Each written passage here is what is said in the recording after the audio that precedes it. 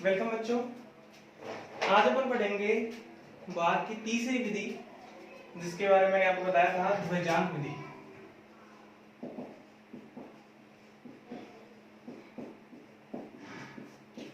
देखो, ध्वजांक विधि में शुरू करूं उससे पहले मैं आपको दो या तीन बातें आपको बताऊंगा जो आपको सुननी है ध्यान से। देखो, पहली बात तो ये कि पिछले वीडियो जो मैं आपको डाल रहा हूँ, आप जो देख रहे हैं, वो एवरेज बच्चा, जहां तक मैं देख पा रहा हूँ, 2 से 3 मिनट या 4 मिनट 5 मिनट इतना बच्चा देख पा रहा है। अब कुछ बच्चे ज्यादा देख रहे हैं, कुछ देख के छोड़ रहे हैं, तो उसका फर्क भी पड़ रहा है, मानता हूँ। लेकिन कोई भी बच्चा ऐसा नहीं है जो वीडियो को पूरा देख रहा हो। अब मैं यही चाहता हूँ कि यदि आप सीखना चाहते हो, सीखने के पर्पज से देखना चाहते हो वीडियो को, तो बड़े आराम से देखो, वीडियो समझो।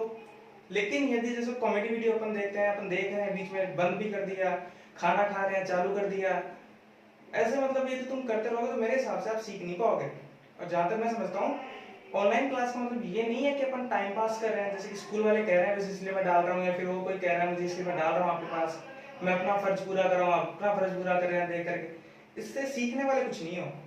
यदि एक्चुअल में सीखना चाहते हो, जो कि तुम्हें सीखना चाहिए, लेकिन स्कूलें कब तक स्टार्ट होंगी कोई नहीं कह सकता अभी।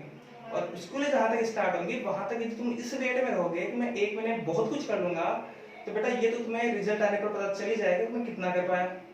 सुधार होता है वो होता है पहले, उसके बाद में नहीं हो सकता। तो मैं मोटिवेशनल वीडियो नहीं बना रहा आपके लिए कि मैं यहाँ पर शुरू हो जाऊँ, मैं आपको कुछ कहूँ, आप मेरी तरफ देखते रहे, मैं आपको देखता रहूँ, या फिर ऐसा मत समझना कि सर घर बैठे बैठे आप हमें डांट रहे हो, ऐसा कुछ नहीं है।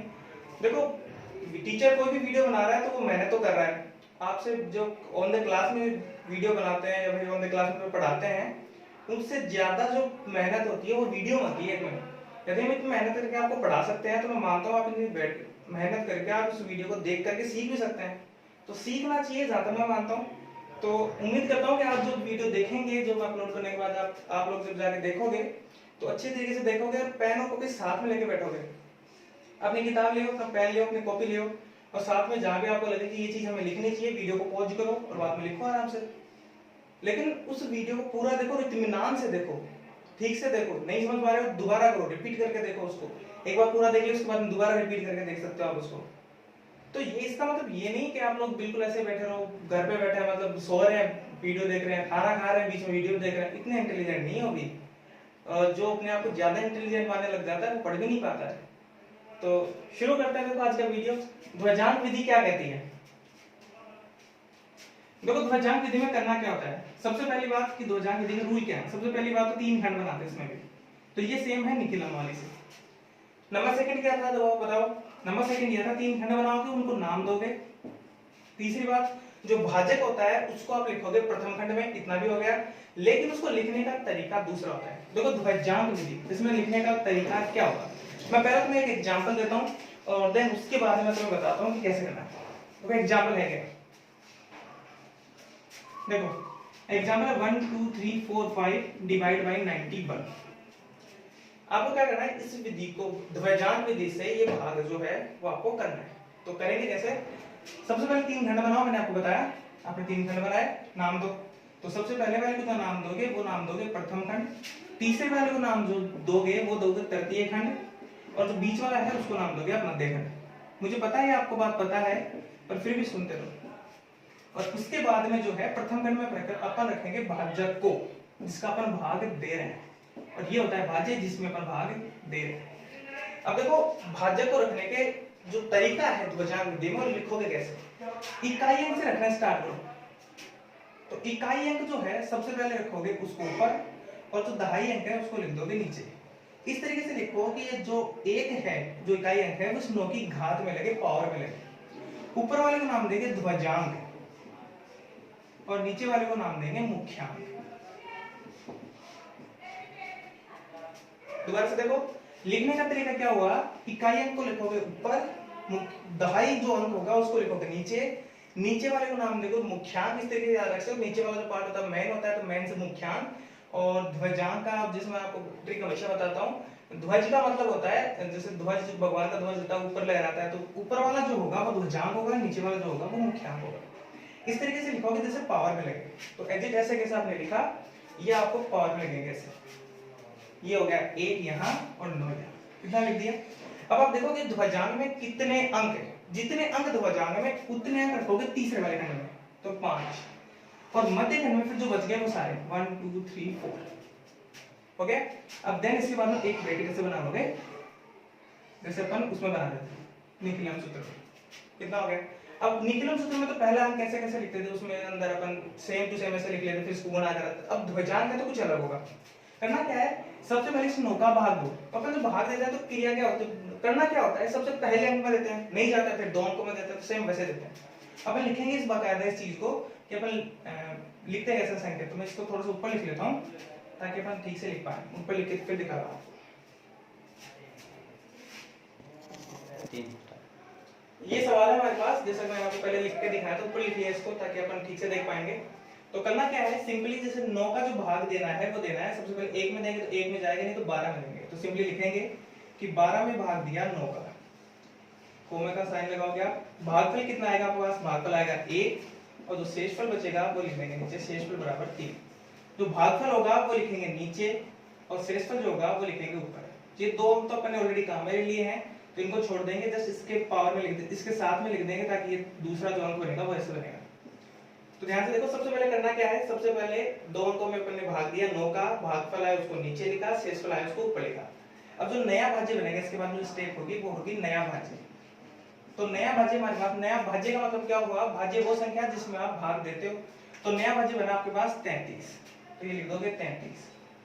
अब करना क्या है, अपने ध्वजांक विधि लिखी, अपने ध्वजांक लिखा, मुख्यांक लिखा, दोनों काम में लेने हैं, मुख्यांक को भी ध्वजांक को भी। मुख्यांक तो आपने काम लिया भाग देने में, अब बचा ध्वजांक, तो ध्वजांक का काम भी करना है। तो अब इसका काम करोगे संशोधित भाज्य, अपन लिखेंगे संशोधित भाज्य। अब संशोधित भाज्य होता क्या है, अब जो नया भाज्य होता है उसको लिखोगे और उसमें से उतना घटाओगे जो ध्वजांक को और भागफल को गुणा करने पर मिलता है। तो क्या घटाएंगे, 1 गुणा 1, मतलब क्या हुआ, 33 में से घटाएंगे 1 तो बचा हमारे पास 32। ये जो 32 है वो हमारे पास मिला संशोधित भाज्य। मतलब इस भाज्य में अपन ने कुछ ना कुछ संशोधन किया है, कुछ जोड़ा है, कुछ घटाया है, तो उसको बोलेंगे अपन संशोधित भाज्य। तो ये हमारे पास बना 32। अब 32 में सेम वही काम करेंगे दोबारा से, इस 32 में मुख्यांक का अपन भाग देंगे। मुख्यांक यदि आप भाग दोगे तो भागफल आएगा आपके पास, तो भागफल जो आएगा वो आएगा आपके पास 3 और शेषफल जो आएगा वो आएगा आपके पास आएगा 5। 9 30 27, 27 और 5 आपके पास हो गए 32। तो भागफल आया 3, भागफल को लिखोगे नीचे और शेषफल जो आएगा उसको लिखोगे ऊपर। अब ये जो बना आपके पास वो बना नया भाज्य। तो लिखेंगे अपन, मैं यहां लिख देता हूं कि नया भाज्य, नया भाज्य हमारे पास बना, यहां पर पास बना 54।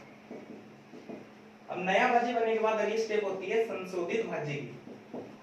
तो संशोधित भाज्य क्या होता है, मैंने आपको बताया ध्वजांक काम में ले लिया, अब आपको काम मुख्यांक काम में लिया सॉरी, तब आपको काम लेना है ध्वजांक। तो 1 को इस लेटेस्ट जो भागफल है उससे गुणा करवाना है, तो 1 को 3 से गुणा करके इसमें से घटाना है। तो 54 में से कितना घटाएंगे, 1 गुणा 3। उस ध्वजांक का नए भागफल से गुणा को अपन इस संशोधित भाज्य जब घटाएंगे नए भाज्य में से तो हमें मिलेगा संशोधित भाज्य। तो 54 में से 3 घटाया तो हमारे पास बचे 51। अब 51 जो है उसमें सेम वही काम करना है, दोबारा से मुख्यांक जो है उसका अपन को भाग देना है। तो भागफल लिखो 5 आएंगे, शेषफल लिखो कितना आया 6। भागफल को मैंने आपको बताया नीचे लिखते हैं और शेषफल को ऊपर लिखते हैं। अब करना क्या है, ये हमारे पास बना नया भाज्य, कितना आया 65। अब संशोधित भाज्य करना है, सिंपल है। संशोधित भाज्य में करना क्या है, ध्वजांक को लेटेस्ट जो भागफल है उससे गुणा करके इसमें से घटाना है। तो -1 गुणा 5, मतलब 65 में से कितने घटाए 5, तो कितने आ गए हमारे पास 7। तो 65 में से जब अपन ने 5 घटाए तो हमारे पास बचे 7। मतलब ये हुआ कि यदि आप 12,345 में 91 का अगर आप भाग देते हो तो आपके पास भागफल मिलेगा 135 और शेषफल मिलेगा आपके पास 7। ये होता है भागफल और तीसरे खंड वाला शेषफल होता है। अगला प्रश्न देखते हैं। नेक्स्ट एग्जांपल लेते हैं ध्वजांक विधि का। सवाल है 59, 28, 37 में आपको भाग देना है 119 का। तो देखो जो पहले बताया था मैंने आपको वो बताया था 91 का। मैं बताना आपको ये चाह रहा हूं कि जब 91 का अपन ने डिवाइडेशन किया था तब बात ये थी कि हमारे पास 2 डिजिट थे, मतलब बोले तो 2 अंक थे हमारे पास। यदि हमारे पास 2 अंक थे तो अपन ने एक को ध्वजांक में रख लिया और दूसरे वाले को मुख्यांक में रख लिया। कितना किया था अपन ने। अब हमारे पास है 3 अंक, तो समस्या ये आती है कि कौन से वाले को आप ध्वजांक में रखोगे और कौन से वाले को आप मुख्यांक में रखोगे। देखो दोनों तरीके से अगर इससे सवाल सोल्व होता है। एक तो ये कि आप केवल एक अंक को ध्वजांक में रखो और बाकी दो को मुख्यांक में रख लो, या फिर दूसरा ये होता है दो को ध्वजांक में रख लो और बाकी किसमें रख लो, मुख्यांक में। मतलब जो ध्वजांक में होता है वो तो इकाई अंक से स्टार्ट होता है, आप जानते हो, और उसके बाद जो बच गया वो मुख्यांक में होता है। मैं आपको जो बताऊंगा वो उस मेथड से बताऊंगा कि आपको एक अंक जो है वो तो रखना है ध्वजांक में और बाकी जो दोनों अंक रखने हैं वो आपको रखने हैं मुख्यांक में। इससे सवाल जो होता है वो बेस्ट सिंपल तरीके से सोल्व हो जाता है। जैसे मैं आपको बताता हूँ, तो सबसे पहले अपन ने क्या किया, 119 का अपन को भाग देना था। तो अपन ने स्टार्ट किया यहाँ से, अपन ने 3 खंड बनाए, तीनों खंडों को नाम दे दिया, अपन ने नाम लिख दिया, ध्वजांक में जितने अवयव थे उतने तीसरे वाले खंड में रख दिए और बाकी के जो है वो मध्य खंड में बीच वाले में रख दिए। अब सिंपल करना क्या है, मुख्यांक का सबसे पहले भाग देना आपको। यदि आप मुख्यांक का भाग देते हो 59 में जाएगा। तो सबसे पहले यदि आप संकेत यहाँ लिखें अपन, तो आप 59 में भाग दोगे 11 का। यदि आप 59 में 11 का भाग देते हो तो भागफल आएगा आपके पास, वो आएगा 5 और शेषफल जो आएगा वो आपके पास आएगा 4। आपको लिखोगे, आप सर वहां लिख दिया अपन, अभी रुको थोड़ी देर। भागफल है 5, शेषफल है 4। यदि भागफल आपके पास 5 आया तो आप 5 यहाँ लिखोगे और 4 आप यहाँ लिखोगे। तो आपके पास जो नया भाज्य बना वो बना 42। ये नया भाज्य बना हमारे पास। अब 42 में से करना क्या है, संशोधित भाज्य करना है अपन को।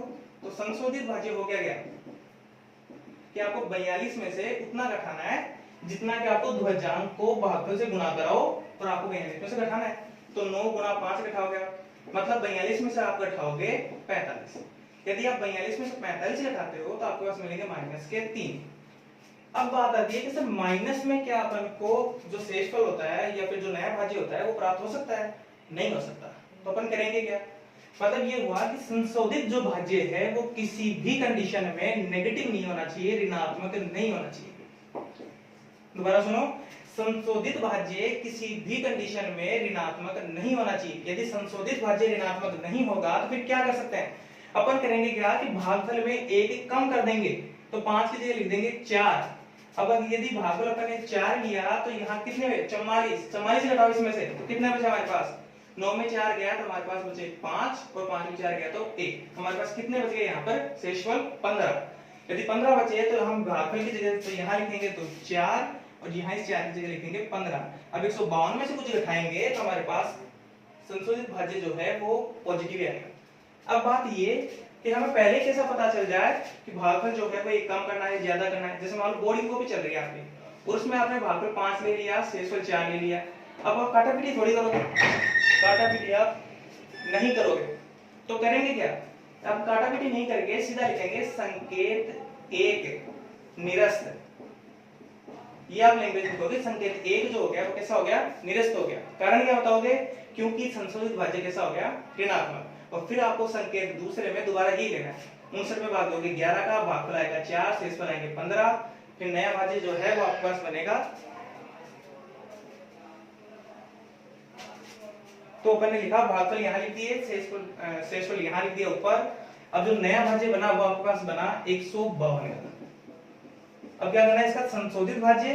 तो संशोधित भाज्य आप कैसे बनाओगे, 152 में से ध्वजांक का नए भागफल से गुणा, तो 9 चौके 36, तो 9 गुणा 4 घटाना है, मतलब कितना बचा, 152 में अपन को 36 घटाना है। 152 में यदि आप 36 घटाओगे तो 12 बचेंगे आपका 6 बचेंगे, 4 घटेंगे तो 1 और यहाँ 116 बच जाएंगे आपके पास। अब ये क्या बना, संशोधित भाज्य। इसमें डायरेक्ट क्या करना है, मुख्यांक अपन को भाग देना है। तो दूसरा वाला क्या हो गया, 116 में आप भाग दोगे 11 का। हमारे पास मुख्यांक में सेम होता है तो उसी चीज का अपन भाग देते हैं। अब 116 में आप भाग दो 11 का, तो भागफल कितनी बार जाएगा बताओ, 11 9 99, 11 आएगा 110, तो 9 ले लो भागफल। भागफल आपके पास 9 आ जाएगा। शेषफल कितना बचेगा, 116 में से आप 99 जो है वो सब्ट्रैक्ट कर दो। 16 में से 9 गए तो आपके पास बच जाते हैं 7 और 10 में से 9 गए तो बच जाते हैं 1, तो शेषफल हो जाएगा 17। अब भागफल 9 होगा तो 9 नीचे, शेषफल जो होगा वो 17 होगा तो 17 ऊपर। आपने 2 काम ले लिया था, 2 से हट के अपन लिखेंगे तो 178 हो गए। नया जो भाज्य बना आपके पास वो बना आपके पास 178। अब ओके सर 10 बार भी तो जा सकता था, लेकिन जैसे 10 बार देंगे वो संशोधित जो भाज्य होगा वो ऋणात्मक हो जाएगा। तो आप 10 बार भी लिख सकते हो, बाद में लिख देना संकेत 2 होगा, वो 1 सेकंड निरस्त हो गया, फिर दोबारा से आप 9 बार करोगे, सेम ऐसे ही कर पाओगे। तो ये नया भाज्य जो बना वो हमारे पास बना 178। अब क्या करेंगे, संशोधित भाज्य। तो संशोधित भाज्य जो होगा वो आप कैसे करोगे, संशोधित भाज्य में आपको सिंपल से करना है कि आपको 178 में से ध्वजांक को आपको क्या करना है, नया जो भागफल है उसे गुणा करके घटाना। तो 9 गुना 9 घटाना है आपको, तो कितना हो गया 178 में से अपन घटाएंगे 81। 178 में से 81 घटाओ, 8 में गया तो 7 बचे, और 17 में 8 गया तो हमारे पास कितने बचे, 8 और 9 17 होते, तब 97 बच गए। 97 में किसका भाग देना दोबारा से 11 का। आप इन संकेतों को एक बार लिख लें और उसके बाद मैं आपको अगले संकेत बताता हूँ, इसको पॉज करके एक बार आप संकेत लिखो। तो आप लिख पाए, संकेत लिखने के बाद नया जो संकेत बनेगा 97 बचे हमारे पास नीचे, तो 97 में अपन भाग देंगे 11 का, भागफल है हमारे पास 8 और शेषफल है हमारे पास 9। तो जो भागफल होता है वो नीचे लिखते हैं, जो शेषफल होता है वो अपन ऊपर लिखते हैं। तो 8 भी अपन ने काम लिया, तो यहाँ 9 यहाँ लिख देते हैं। अब क्या करना है, ये जो नया भाज्य बना हमारे पास, जो 9 जिसके बगल में लिखा वो बना हमारे पास नया भाज्य, तो अपन शांति से लिख सकते हैं कि नया भाज्य बराबर बना 93। अब करना क्या है, इसको संशोधित भाज्य बनाना है इसका। तो संशोधित भाज्य आप कैसे बना पाओगे, संशोधित भाज्य आप बना पाओगे 93 में से कुछ सब्ट्रैक्ट करोगे, घटाओगे। क्या घटाओगे, ध्वजांक को नए भागफल से गुणा करोगे, तो 9 गुना 8। तो क्या करना है, 93 में से अपन को कितना घटाना, 9 घंटा 72 होते हैं, घटाओ, 3 में 2 गया तो 1, 9 में 7 गया कितने बचे 2, तो हमारे पास क्या बचा 21। 21 क्या आ गया, संशोधित भाज्य। अब क्या करना है, सीधा सीधा इसमें अपन को भाग देना है 11 का भाग देंगे मुख्यांक का, तो भागफल कितना आएगा 1 और शेषफल कितना आएगा हमारे पास 10। तो भागफल जो होगा वो नीचे लिखते हैं, शेषफल जो होगा ऊपर लिखते हैं। यहाँ क्या है, डिजिट जो है पूरे हो गए तो अपन तृतीय खंड में चलते हैं और उसमें लिख देते हैं। अब करना क्या है, जो ये जो बना 107 वो क्या बना, नया भाज्य, वो हमारे पास बना नया भाज्य। अब क्या करना है, अभी आपने केवल मुख्यांक काम में लिया है, ध्वजांक का काम बाकी है। मैंने कहा हर बार दोनों को काम में लेंगे, तो अब ध्वजांक का काम बाकी है। जो आपको पता है करना क्या है, आपको करना है संशोधित भाज्य। और संशोधित भाज्य आप कैसे करोगे, 107 में से ध्वजांक को लेटेस्ट जो भागफल है, जो नया जो भागफल है उससे गुणा कराके, तो 107 में से 9 घटाओगे, तो आपका 17 में से 9 सब्ट्रैक्ट करो, घटाओ, तो हमारे पास बच जाएंगे कितने 8, और यहाँ बच जाएंगे 10 में से 9 98। तो ये हो गया 98। इसको आप जानते हो अपन भागफल बोलते हैं, और इसको अपन से। तो मेन जो चीज अपन ने सीखी